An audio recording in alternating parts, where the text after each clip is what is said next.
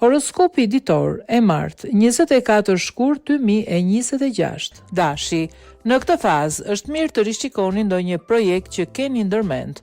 Yjet ju mbrojnë sa i takon punës, edhe pse shumë nga të lindurit e kësaj shenje duhet të tregohen të kujdesshëm.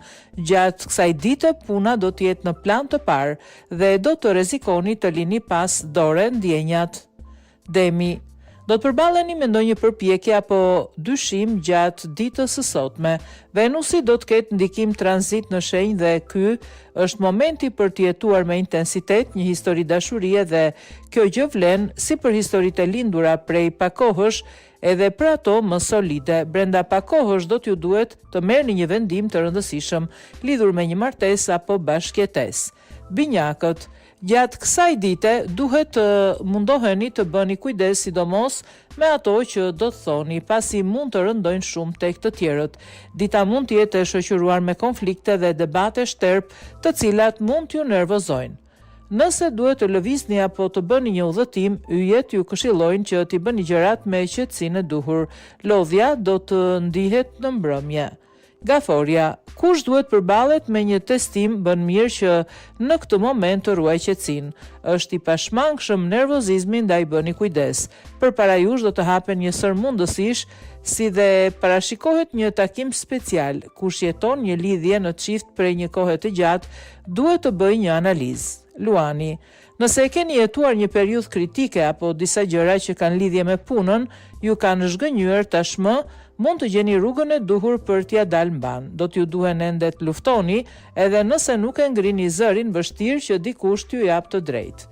Virgjëresha, kush ka fatin që të ketë pranë njeriu e duhur, mund të nisë të mendoj për bashkëjetesë ose martesë. Shumë prej jush do të kenë projekte të mëdha për verën, sidomos nëse po jetojnë një histori dashurie të sinqertë dhe intensive.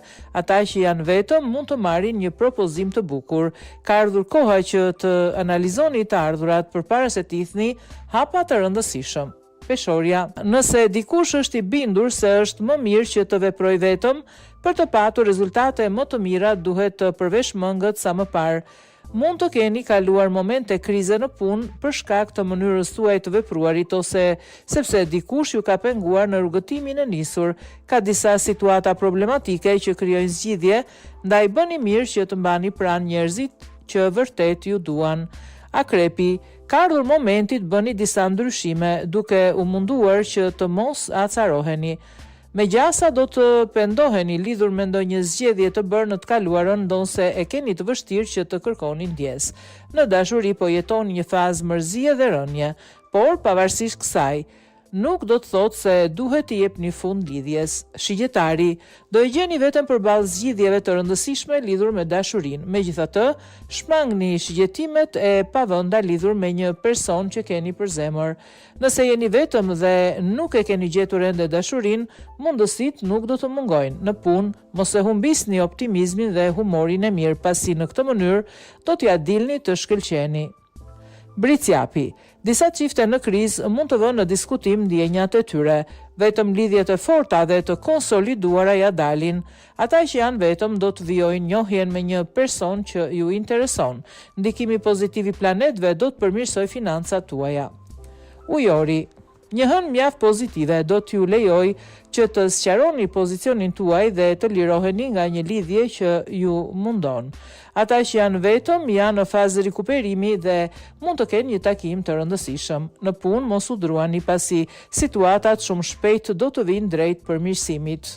Peshqit, mundohuni që të mos jeni shumë pesimist dhe t'i shikoni gjërat ashtu siç janë realisht në raportin në çift. Ballafaqime do t'jenë mjaft të favorizuara gjatë kësaj dite.